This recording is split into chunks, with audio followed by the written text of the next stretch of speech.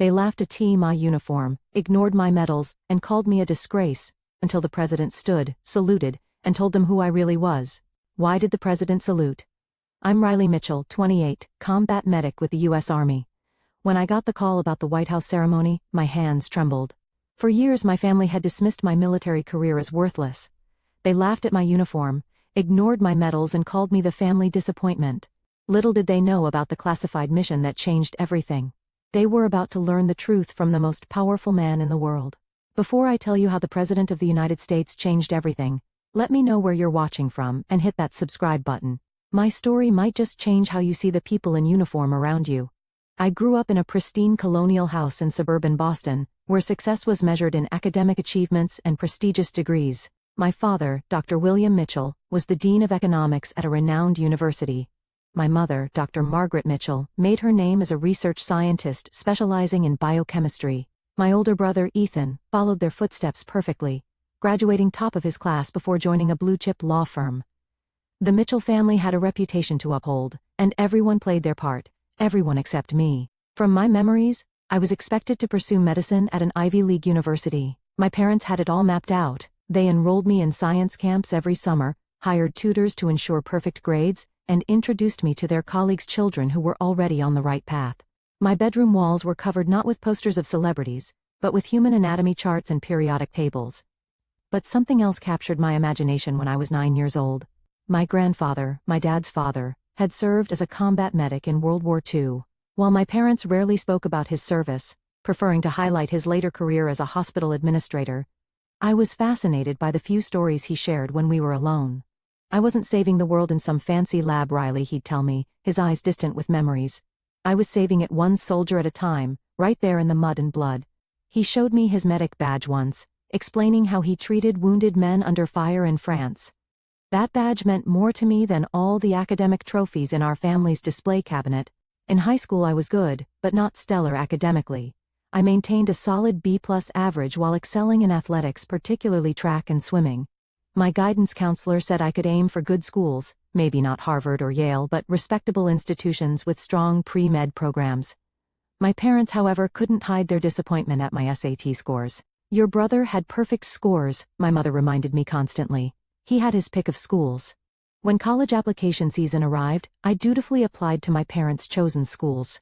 The rejection letters came one by one. I was waitlisted at 2 and accepted at 3 less prestigious universities. My parents' disappointment was palpable.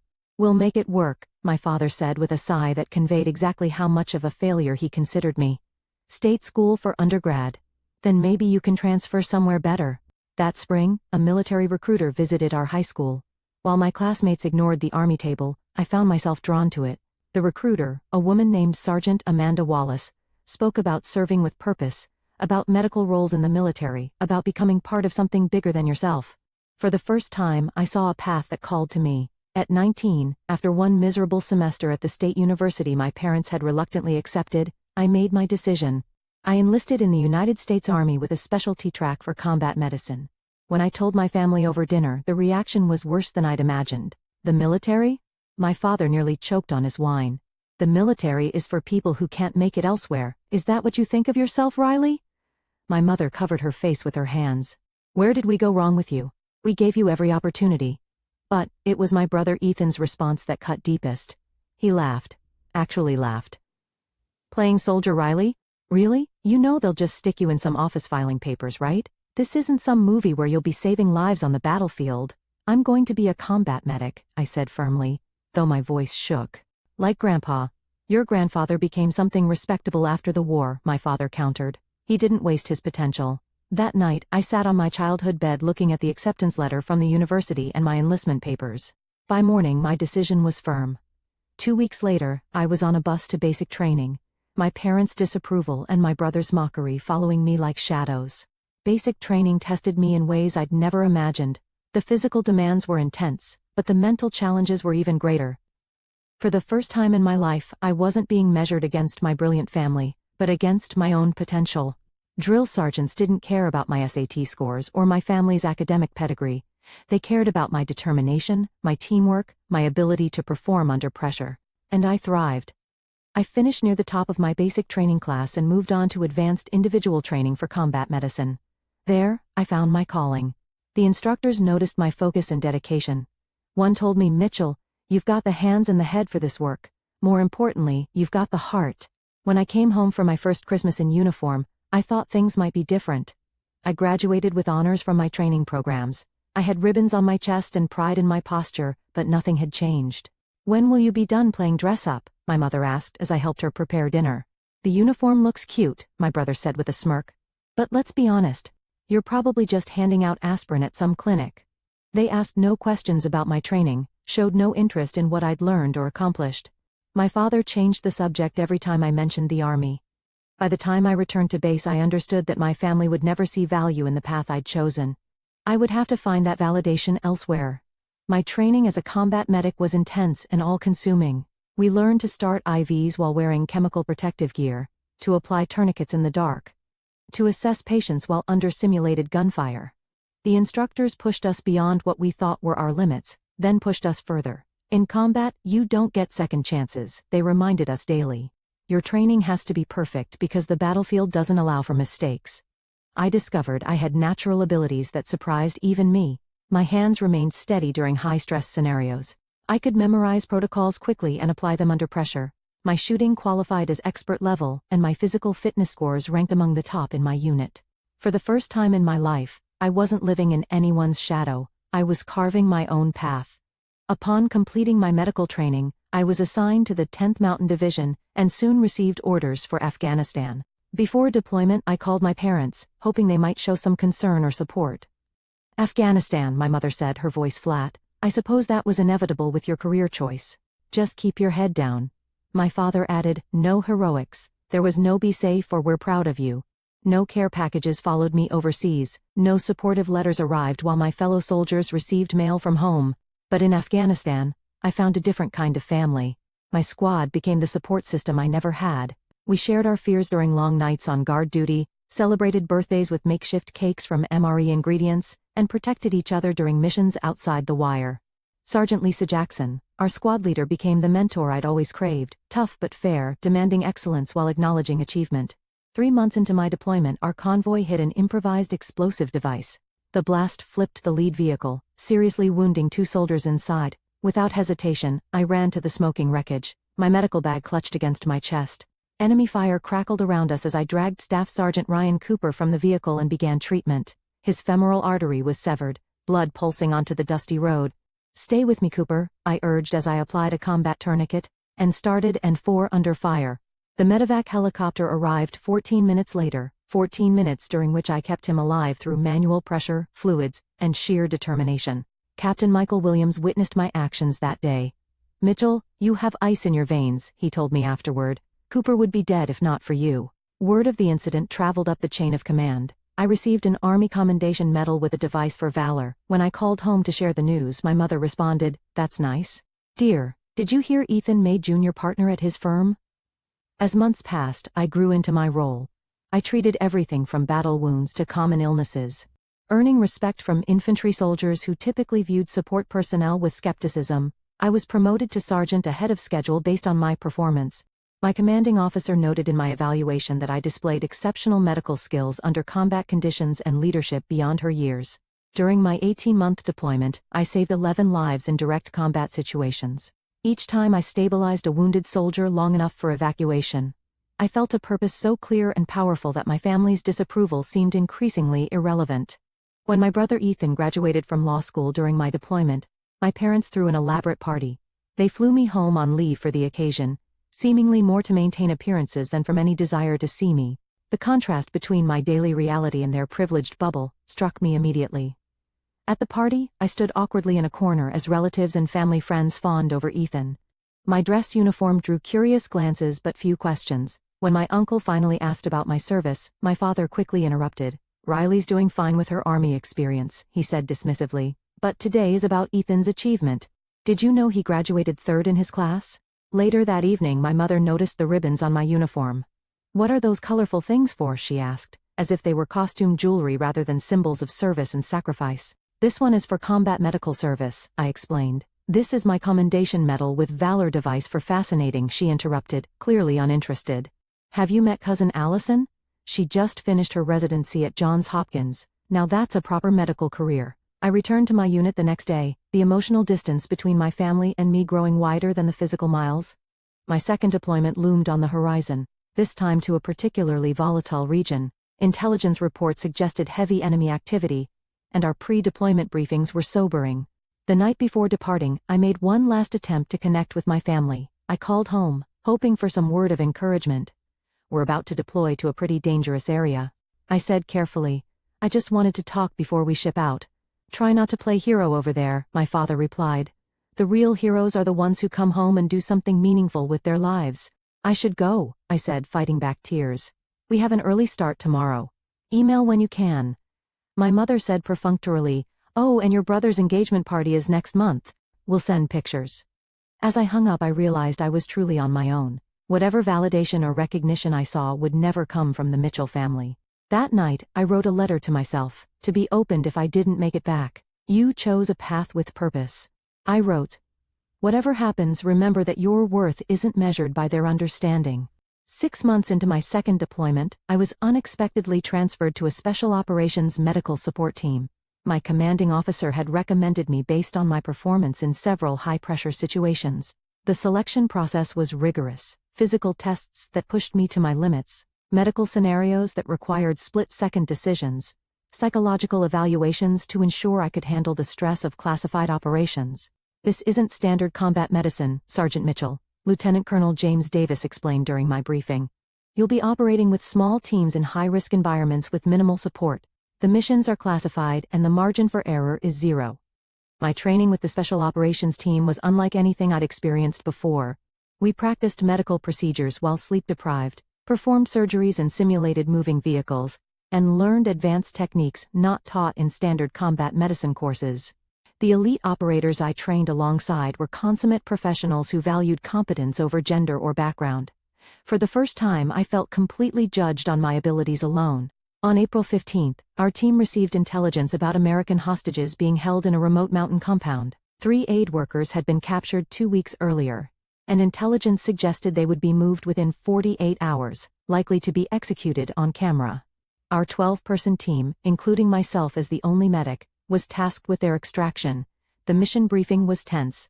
Satellite imagery showed a heavily guarded compound in mountainous terrain. The plan called for a night insertion by helicopter, a precision raid on the compound, and immediate extraction with the hostages.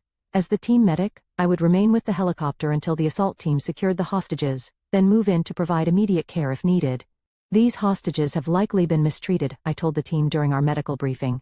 "Expect dehydration, malnutrition, possibly torture injuries. Our priority is stabilization for transport." We launched just after midnight, 2 Black Hawk helicopters cutting through the moonless night. The team was silent, each person mentally preparing for what lay ahead. I checked my medical bags one final time, ensuring every piece of equipment was accessible by touch alone. Captain Aaron Davis, our team leader, caught my eye and nodded. No words were necessary. 20 minutes from the target, disaster struck. Warning systems blared as the lead helicopter took ground fire. The pilot, Major Samantha Reynolds, fought to maintain control as hydraulic systems failed. I braced as the helicopter spiraled downward, making a hard emergency landing in a narrow valley 3 miles from our objective. The impact threw me against the cabin wall, dazing me momentarily. When my vision cleared, I saw smoke filling the cabin and heard the groans of injured personnel. Training took over. I moved to the cockpit where Major Reynolds was slumped over the controls, blood streaming from a head wound. The CO pilot, Lieutenant James Wilson, had a compound fracture of his left arm.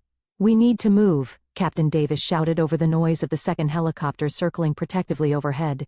"Hostiles are converging on our position." I stabilized Major Reynolds' neck while we extracted her from the cockpit, applied a pressure dressing to her head wound, and administered pain medication for Lieutenant Wilson. I quickly splinted his arm and gave him injectable morphine. As gunfire erupted around us, I helped drag both pilots to defensive positions behind nearby rocks. "Second, hello, can't land," Davis reported. "Too much enemy fire. We're on our own until they can clear an LZ." Within minutes, we were surrounded. Our team of 12, too seriously injured, faced an estimated 30 hostile fighters. I divided my attention between returning fire and monitoring the injured pilots. When Specialist Thomas Rivera took a bullet to his thigh, I crawled through the firefight to reach him. "Pressure here," I instructed, guiding his hands to the wound while I prepared a tourniquet. Enemy rounds kicked up dirt inches from us as I worked. For 4 hours we held our position, ammunition running dangerously low. I moved between the wounded, changing dressings, administering fluids and maintaining airways. When Master Sergeant Derek Phillips was hit in the chest, the bullet narrowly missing his heart, I performed an emergency needle decompression for his collapsed lung using a penlight clenched between my teeth to see Mitchell, Captain Davis called out. We need coordinates for an airstrike. You're the only one with a line of sight to the enemy's main position. I crawled to the edge of our defensive perimeter, exposing myself to enemy fire to get the necessary visual. A bullet grazed my helmet as I called in precise coordinates over the radio. Minutes later, the thunder of fighter jets preceded an explosion that silenced half the enemy positions. As night gave way to dawn, our situation deteriorated further. Major Reynolds' condition was worsening, and we had 3 more wounded team members. When enemy fighters flanked our position, a grenade exploded near me, sending shrapnel into my left leg. The pain was immediate and intense, but there was no time to address it. Sergeant Kyle Bennett was critically wounded in the same blast. Despite my injury, I dragged him 20 yards to better cover, applied a chest seal to his sucking wound, and started in 4 while using my body to shield him from incoming fire. Stay with me, Bennett, I urged, watching his oxygen saturation drop on my portable monitor. Your kids need you to fight. By noon, enemy reinforcements had arrived. Captain Davis made the difficult decision to split our team. Mitchell, you take the foremost wounded and head east toward that ridgeline. The rest of us will create a diversion. Second, hello, we'll extract you there. I organized the evacuation, creating improvised stretchers for Major Reynolds and Sergeant Bennett. My leg throbbed with every step as I led our small group through rugged terrain, constantly checking the wounded. We traveled through the night, evading enemy patrols, my medical supplies dwindling with each treatment. 48 hours after the crash, we reached the extraction point. The relief I felt seeing the helicopter approach was indescribable. As we lifted off, I finally allowed myself to examine my own wound. The shrapnel had torn through muscle but missed major blood vessels, painful but not life-threatening. Back at base, I learned the remainder of our team had been extracted hours after us. The mission had been aborted. The hostages still in enemy hands. What I didn't know then was that the intelligence we gathered during those harrowing hours, specifically, information I'd radioed about, enemy positions and numbers would prove crucial in a subsequent rescue operation that freed not only our original targets, but 24 additional hostages. Due to the classified nature of the operation, my actions received no public recognition. My injury earned me a Purple Heart, and a commendation was placed in my file. But the full story remained known only to those with appropriate clearance. When I called home from the hospital, my family seemed more inconvenienced than concerned by news of my injury. So will this affect your contract with the Army? My father asked. Perhaps it's a sign you should consider a different direction. It's just a leg wound, I replied. Too tired to feel the hurt anymore. I'll be back with my unit in a few weeks. The physical wound healed, leaving a jagged scar down my left thigh. The emotional scars, the nightmares, the hypervigilance, the guilt over Sergeant Bennett who didn't survive despite my efforts were slower to fade. Yet through it all, I knew with absolute certainty that I had found my purpose.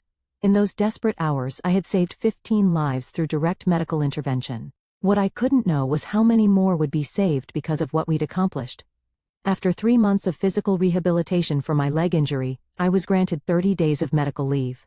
The doctors had done their part, repairing the muscle damage and ensuring I regained full mobility. What they couldn't repair were the invisible wounds, the way I startled at sudden noises, the nightmares that left me gasping for breath, the moments when my mind transported me back to that valley of death. The mission remained classified. I could tell no one about those 48 hours, not even the therapist who tried to help me process the trauma. I can't discuss the details, I repeated in session after session. I just need to learn to live with what happened. I approached my family visit with a mixture of hope and dread. Despite everything, some childish part of me still craved their understanding, their recognition that my path had value. I'd received a Purple Heart and a confidential letter of commendation from a general. Maybe, just maybe, they would finally see me. My parents' house looked exactly the same, pristine lawn, gleaming windows, achievement awards prominently displayed in the living room. My brother Ethan was visiting with his new fiancée Charlotte, a tax attorney he'd met at his firm. My mother had organized a dinner to celebrate their engagement, apparently forgetting I was arriving the same day. "Oh, Riley," she said when I appeared at the door, my uniform pressed perfectly, my Purple Heart prominent among my ribbons. "We weren't expecting you until tomorrow. We're having a little celebration for Ethan and Charlotte. You told me to come today," I reminded her, already feeling like an intruder. "But it's fine. I'm happy to meet Charlotte. The dinner was excruciating. My parents and brother dominated the conversation with stories about Ethan's successes, the prestigious cases he was handling, and their elaborate wedding plans. Charlotte occasionally tried to include me, asking polite questions about my service, but my father intercepted each attempt. Riley's just doing a stint in the military, he explained dismissively. Nothing as interesting as your corporate law work. When Charlotte noticed my Purple Heart and asked about it, my mother actually rolled her eyes. She got a minor injury during some training exercise, she said. The military gives out medals for everything these days. It wasn't a training exercise, I corrected, my voice tight. And the Purple Heart is specifically for wounds received in combat against enemy forces. Combat? My brother scoffed. Come on, Riley, you're a glorified nurse. You probably tripped over a tent stake or something. Something inside me snapped. Years of dismissal, of having my service devalued, of being treated as less than, it all boiled to the surface. I was wounded by enemy fire while treating injured soldiers, I said quietly, dangerously. I spent 48 hours evading enemy combatants while keeping 4 critically wounded teammates alive. One of them died in my arms despite everything I did. The table fell silent. My father cleared his throat uncomfortably. Well, if you had gone to medical school like we wanted, he said finally, you could be saving lives in a proper hospital instead of playing war hero. Playing, the word hung in the air. You think I'm playing? What your father means, my mother interjected, is that there are more respectable ways to practice medicine. Your cousin Allison is a wonderful doctor, I finished. Yes, I know. You've mentioned her accomplishments approximately 47 times since I joined the army. Ethan smirked. Someone's sensitive. Look, we all know you enlisted because you couldn't hack it academically. There's no shame in admitting that. I stood up slowly, my hands flat on the table to hide their trembling. In the past 5 years, I've saved more lives than I can count. I've performed emergency procedures under enemy fire that most hospital doctors will never attempt in their careers. I've earned the respect of some of the most elite soldiers in our military, and not once, have any of you asked me about what I actually do. My mother had the grace to look uncomfortable. We just worry that you're wasting your potential. Do you even tell your friends what I do? I asked suddenly. Do you mention to your university colleagues that your daughter serves in the army? Or am I such a disappointment that you pretend I don't exist? The flicker in my father's eyes told me everything. The military is a perfectly respectable temporary career, he said stiffly. We just always expected more from you. Expected more? I laughed bitterly. I've been shot at, blown up, and operated on dying men with nothing but basic supplies in my training. I've held soldiers' hands as they took their last breaths. I've written letters to parents explaining how brave their children were in their final moments. What exactly were you expecting from me that would be more than that? A real career, my father snapped. A respectable position in society. Not playing soldier in the desert. You've always been the family disappointment, Riley. The military was just your way of running from that fact. The words hit like physical blows. Family disappointment. Even though I'd heard the sentiment before, having it stated so explicitly tore something open inside me. I walked out without another word, ignoring my mother's half-hearted call to come back. In my rental car, parked in their perfect driveway beside their luxury vehicles, I finally allowed myself to break down. The tears came in racking sobs that shook my entire body. All the stress, trauma, and rejection poured out at once. My phone rang, not my family, but Staff Sergeant Monica Torres, my closest friend from my unit. Hey Mitchell, just checking in on your leave. How's the leg? How's the family reunion going? I couldn't speak, could only manage choked sobs. I'm on my way, she said immediately. Text me the address, don't move. 2 hours later, Torres arrived at the hotel where I'd checked in after fleeing my parents' house. She sat with me through the night as I finally talked about everything, the mission, the losses, the family who could never understand.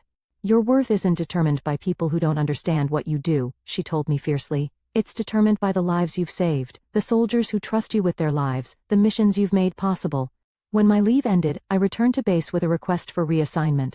I needed distance, not just from the trauma of that mission, but from the deeper wound of family rejection. As I boarded the plane back to base, I felt lower than I had even in those desperate hours behind enemy lines. At least then, I had known my purpose. My reassignment came through quicker than expected. Walter Reed National Military Medical Center needed experienced combat medics to support their Wounded Warrior program. The position would allow me to use my field experience to help injured soldiers through their recovery process. It also meant I would be stationed within driving distance of Washington, D.C. Far enough from Boston to avoid casual family visits, but close enough if a real emergency arose. At Walter Reed, I found renewed purpose. The wounded warriors I worked with understood what I'd been through in ways my family never could. Many had served in similar operations, faced similar dangers. We spoke the same language, recognized the same nightmares. Captain James Rodriguez, who had lost both legs to an IED, became one of my regular patients. During his physical therapy sessions, we developed a rapport built on mutual respect. "You have a gift, Sergeant Mitchell," he told me one day after a particularly difficult session. "You understand both the physical and psychological aspects of combat injury. That's rare." I threw myself into my work, developing new protocols for pain management during physical therapy, and creating support groups for soldiers dealing with combat trauma. My commanding officer, Colonel Patricia Wright, took notice. "Your innovations are making a difference," she told me during my performance review. "The recovery rates for patients in your program are 15% higher than standard protocols." Meanwhile, unknown to me, my former teammates from the Special Operations Unit had been sharing stories of my actions during our ill-fated mission. Captain Davis, now promoted to Major, had submitted a detailed account of my performance during those 48 hours to higher command. The intelligence gathered during our operation had indeed led to the successful rescue of the original hostages plus additional captives, and disrupted a terrorist network planning attacks on American soil. 6 months after my transfer to Walter Reed, I received a cryptic call from the Pentagon. Sergeant Mitchell said, a formal voice I didn't recognize. "Please report to the Office of the Secretary of the Army at 0900 tomorrow. Dress uniform required." My stomach knotted. Such summons rarely meant good news. Had something in my confidential records been questioned? Was there an investigation into the failed mission? I spent a sleepless night reviewing every decision I'd made during those critical hours. When I arrived at the Pentagon, I was ushered into a private office, where a brigadier general waited alongside a civilian in a dark suit. "Sergeant Mitchell," the general began. "I'm General Robert Harris. This is Mr. Andrew Collins from the White House Military Office." My confusion must have shown on my face. "Sergeant," Mr. Collins said, "the actions you took during Operation Silent Retrieval have been reviewed at the highest levels. Due to the classified nature of the operation, proper recognition was delayed. That oversight is being corrected." General Harris slid a folder across the desk. "You are being awarded the Distinguished Service Cross for extraordinary heroism, in connection with military operations against an armed hostile force. The President himself will present the medal in a ceremony next week." I stared at the document, unable to process what I was hearing. The Distinguished Service Cross was the second highest military decoration that could be awarded to a member of the Army, superseded only by the Medal of Honor. "There must be some mistake," I managed. "I was just doing my job." "No mistake," Sergeant General Harris said firmly. "The intelligence you provided while wounded and under fire led directly to the rescue of 27 hostages, and the prevention of 3 hostages, and the prevention of 3 planned terrorist attacks on U.S. soil. 15 lives were saved by your direct medical intervention during the operation. Your actions exemplify the highest traditions of military service." Mr. Collins explained that certain details of the operation had been declassified specifically for the ceremony. "The President feels strongly that your heroism should be publicly recognized," he said. As I left the Pentagon still in shock, I faced a decision. Should I invite my family to the ceremony? Despite everything, some part of me still hoped for their approval, their understanding. After hours of internal debate, I sent a simple text message to my parents.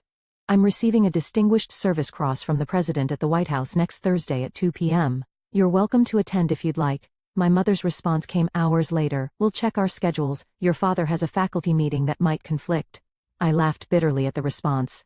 A faculty meeting might conflict with their daughter receiving one of the nation's highest military honors from the President of the United States. Eventually they confirmed they would attend, along with my brother, their tone suggesting they were doing me a favor. The day of the ceremony arrived with perfect spring weather in Washington. The White House East Room had been prepared with rows of chairs for the invited guests, and a small stage area where the President would present the medals. 3 other service members were being honored alongside me. I arrived early, my dress uniform immaculate, ribbons and badges perfectly placed. As I waited in an antechamber, I saw my family enter the main room through a side door. They looked uncomfortable and out of place despite their expensive clothes. They took seats near the back, my father checking his watch repeatedly. The ceremony began with military precision. Each recipient's story was told in turn. Our actions described in formal military language that somehow failed to capture the chaos, fear, and desperation of those moments. When my turn came, I stood at attention as the military aide read the citation. Sergeant Riley Mitchell distinguished herself by exceptionally valorous conduct in the face of the enemy, while serving as a combat medic with Operations Task Force Dagger. When her helicopter was shot down in hostile territory, Sergeant Mitchell, despite being wounded by shrapnel, provided life-saving care to multiple casualties while under direct enemy fire. As the citation continued, I saw my family's expressions change from polite attention to shock. They had never heard these details, had never known what I had actually experienced. Sergeant Mitchell's actions directly saved the lives of 15 U.S. service members. Additionally, intelligence she provided while under fire was instrumental in a subsequent operation that rescued 27 hostages and prevented planned terrorist attacks on U.S. soil. The president stood then, a rare departure from protocol. He looked directly at me as he spoke. "The citation doesn't tell the whole story," he said. "Sergeant Mitchell didn't save just her team. She made possible the rescue of innocent civilians being held for execution. She helped prevent attacks that would have taken American lives on our own soil. Today, we recognize her extraordinary courage under the most extreme circumstances." He offered me a formal salute before placing the medal around my neck. "Sergeant Riley Mitchell," he said, his voice carrying through the silent room. "You saved more American lives than anyone will ever fully know." The weight of the medal against my chest felt surreal. The president shook my hand firmly, then leaned closer to speak privately. "My brother was one of those hostages," he said quietly. "Our family owes you a debt we can never repay." I blinked back tears as I returned to my position. The room erupted in applause. Everyone standing except my stunned family, who seemed frozen in their seats. The formal ceremony transitioned to a reception in an adjacent room. Military officials, politicians, and family members of the honorees mingled over refreshments. I found myself surrounded by high-ranking officers offering congratulations and thanks. "Your actions exemplify the best of our medical corps," said the Surgeon General of the Army, shaking my hand firmly. A group of civilians approached, introduced by a State Department official. "Sergeant Mitchell, these are some of the aid workers you helped rescue," she explained quietly. A woman with kind eyes embraced me tightly. "They told us what you did," she whispered, "how you provided the intelligence that made our rescue possible. I have a 5-year-old daughter who still has her mother because of you." Camera flashes popped around us as media documented the moment.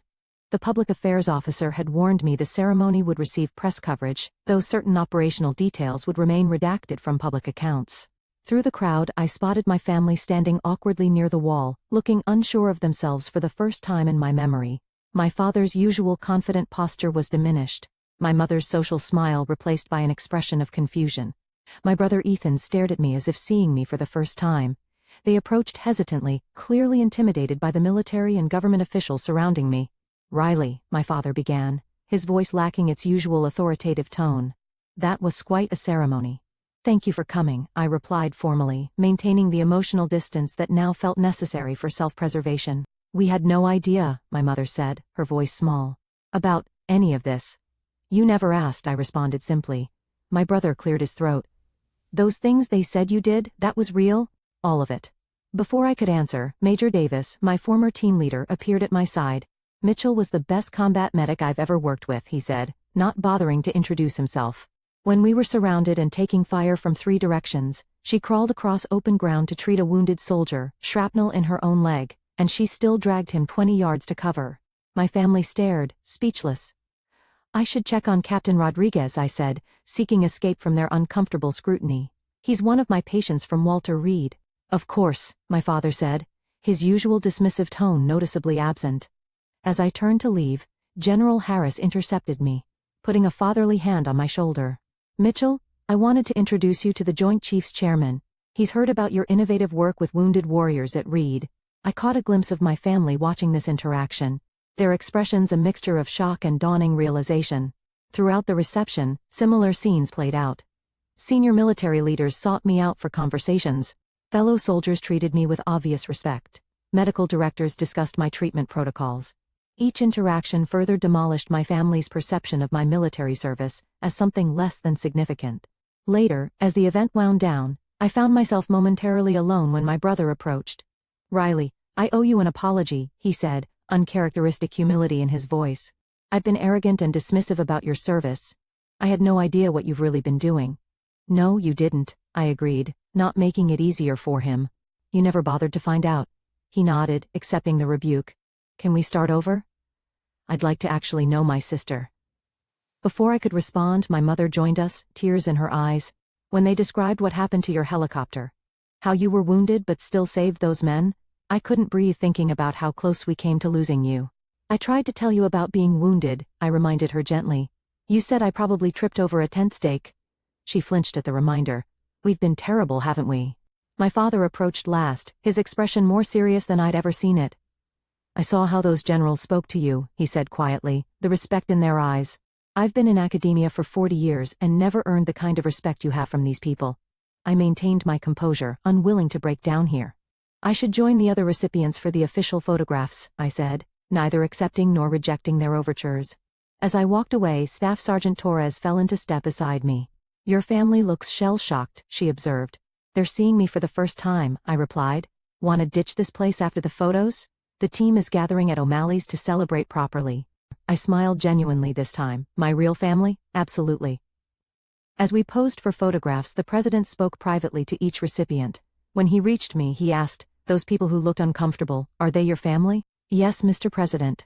They're seeing you clearly today, he said perceptively. Sometimes people need someone else to point out the extraordinary person standing right in front of them. After the reception, I changed into civilian clothes and joined my fellow soldiers at a local bar, where the celebration continued without cameras or formality. Stories were shared, some solemn, some hilarious. No one needed to explain the significance of what we'd experienced. Everyone at the table understood. My phone buzzed repeatedly with messages from my family, but I set it aside. There would be time for that conversation later. Tonight belonged to the people who had my worth long before a presidential ceremony. The next morning I read a news article about the ceremony. There was a photo of my family watching as I received the medal, their faces masks of astonishment. The caption read, Family of DSC recipient Sergeant Riley Mitchell witnesses recognition of her heroism. They were spectators to my story, no longer its authors. 6 months after the White House ceremony, I settled into my new role as an instructor at the Army Medical Department Center, training the next generation of combat medics. My experiences, both the classified operation and my innovative work at Walter Reed, had led to this position where I could shape the future of military medicine. The Distinguished Service Cross had changed many things in my professional life: accelerated promotions, new responsibilities, invitations to speak at medical conferences. But the most profound changes had occurred in my personal life, particularly with my family. 3 weeks after the ceremony, my father had appeared unannounced at my apartment in San Antonio. Standing awkwardly at my door in casual clothes, something I'd rarely seen him wear, he asked if I would show him around the base where I worked. I'd like to understand what you do, he said simply. If you're willing to show me. That day marked the beginning of a slow, often uncomfortable rebuilding. My father, the prestigious academic, asked questions and actually listened to the answers. He watched with genuine interest as I demonstrated emergency medical techniques to a class of trainees. When a senior officer greeted me with obvious respect, I saw pride, rather than dismissal, in my father's eyes. I've been arrogant, he admitted over dinner that evening. I measured success by such narrow standards that I couldn't see the value in what you've accomplished. My mother made her own attempts at reconciliation, with awkward phone calls that gradually became more natural. She sent care packages to my new address, something she'd never done during my deployments. Inside one box, I found my grandfather's military photo and medals, items I'd never seen displayed in their home. Your grandfather would have been so proud, her note read. I should have made that connection sooner. My brother Ethan made perhaps the most surprising change. He began volunteering with a veterans legal aid program, offering pro bono services to help former service members navigate benefits and disability claims. During one of our now regular phone calls, he explained, I wanted to understand your world better. These veterans have opened my eyes to what service really means.